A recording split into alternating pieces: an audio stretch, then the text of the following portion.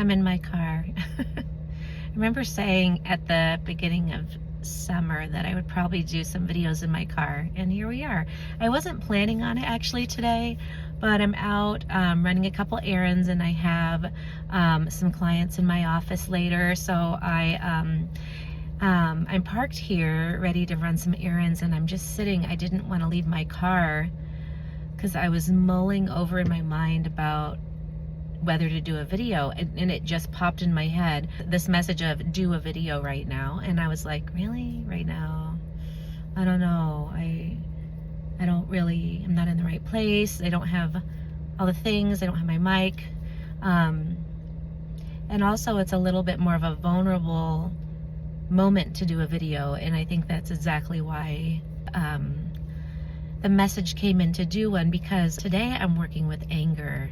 It kind of caught me off guard this morning, and the thing is if I hadn't started doing, years ago, started working on a stronger mind-body connection, I don't think I would have recognized that anger was present in my body. I think I would have just been snippy, agitated, and less patient with my kiddo, my other ones at camp. And then later on reflected and been like, what's up with me today? And then maybe realized like, oh, I must have been tired. Or, I think when we don't have a strong mind-body connection, we can kind of be left playing catch up with the consequences of actions that we took because we had no idea that we were feeling a certain way. So we couldn't really stop and tend to that feeling. And so I feel really thankful that I have these tools now where I can kind of recognize the earliest flicker of a feeling that could have easily dominated my day, and now I have my eye on it and I'm tending to it throughout the day. And so the way that it showed up this morning was me sort of like expressing anger toward God. Like, I don't know why you're thinking, and I don't know why this is necessary, and why can't you where are you sometimes? And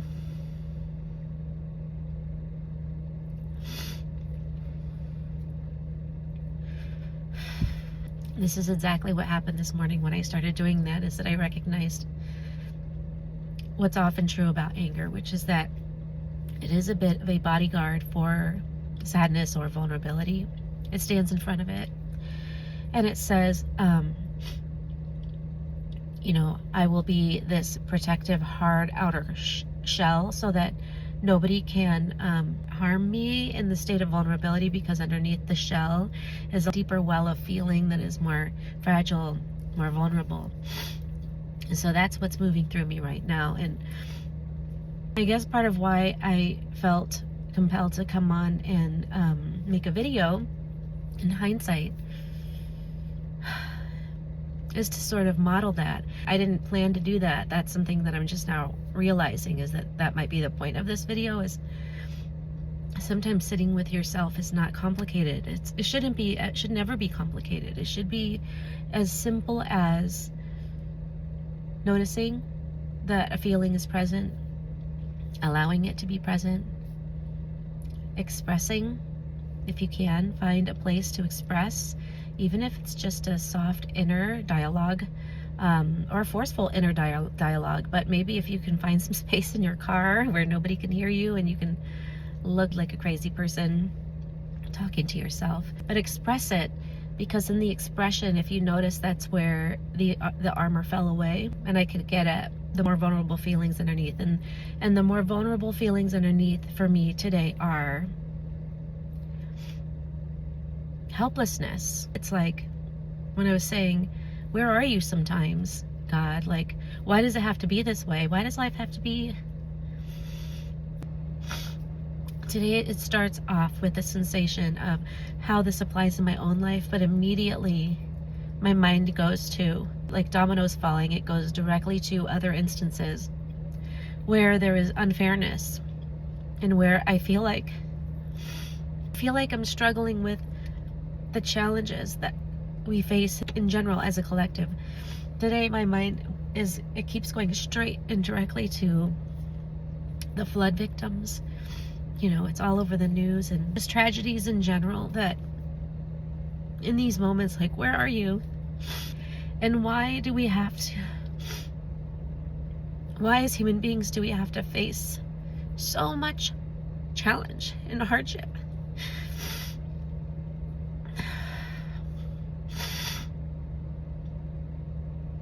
And why are there so few things that we can do to avoid those things, that they are outside of our control so completely? We live with this illusion that we have so much control. And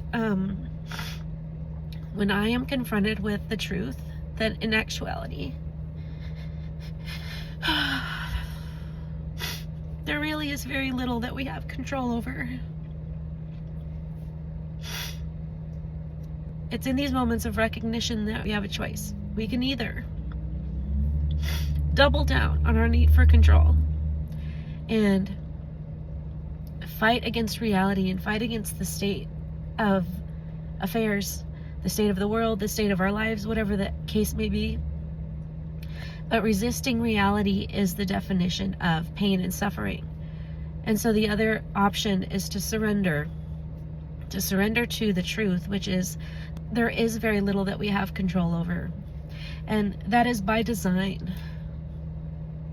It's by design, because when we recognize that, then we are compelled, should we accept the invitation, to draw closer to God. And that's what has happened, at least in my life, so many times. It is not the only option, though. There are definitely other options. There are options to turn away from God and to say, I don't trust you. You've betrayed me. You haven't protected me. You aren't showing up for humanity. And to turn our backs and to feel isolated and separate from God. And that is the whole point. That's the whole point. That's exactly what these things are meant to cause. Is separation. And the lie of isolation. And the lie that we are alone in our suffering. We are never alone. But today, it feels that way. And apparently I have to talk my way through this today.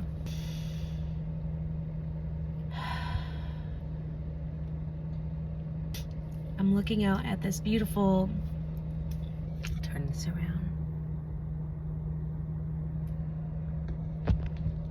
This beautiful field out in front of me, these wildflowers, and the sky is blue, and it's beautiful outside today. It's beautiful.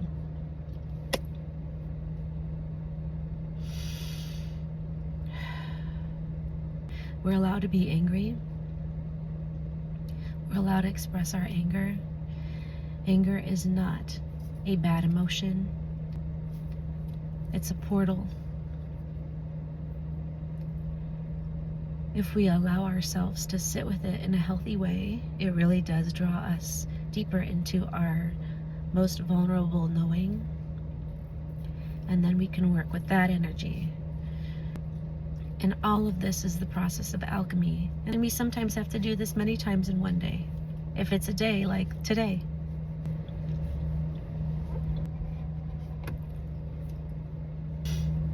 What I'll be cutting out of this video are long stretches of silence where I'm not saying anything. I'm trying to drop back into my center.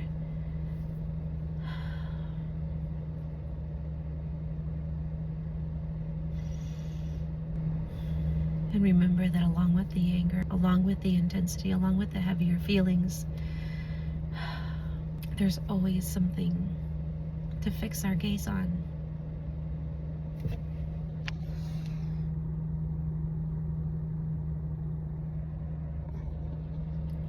Always something to remind us that that's not the full picture.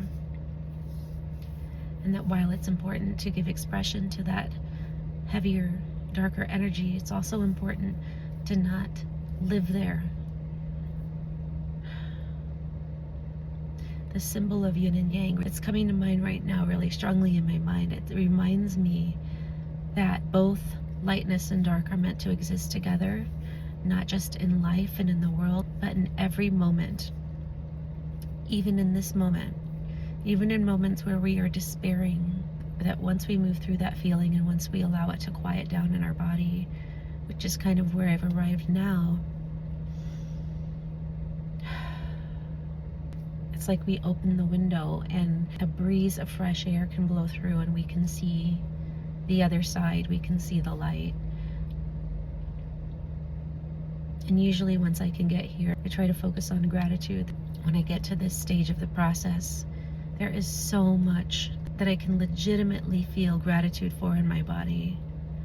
I'm so thankful to even be here, to be experiencing this journey to begin with. I'm so thankful that my kids are happy and healthy and that we have our basic needs met and more. I'm so thankful that the sky is blue. I'm so thankful that I got to the point where I was able to create this little community and that I could share things like this with you. It took me years to get to this point. Years of inner work, years of peeling back layers of fear, peeling back feelings of inadequacy. And now I can not only use these moments to deepen my own practice and to really show up for myself, but I can also choose, if I wish to share it with you. Like this is something that I could not have done many years prior, months prior. So thankful.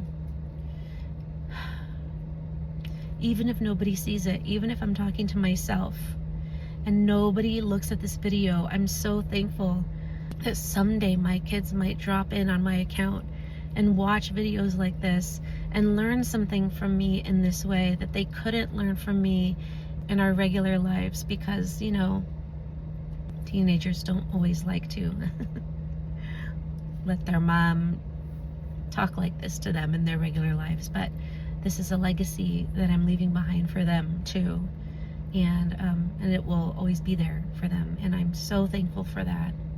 Even if it reaches nobody else, that alone is worth it. Anyway, if you've listened for this long, thank you. Know that just by watching, you are holding space for me, and I hope that this video helped you in some way.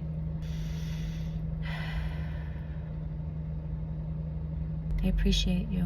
Thank you for being here. I'll come back again soon.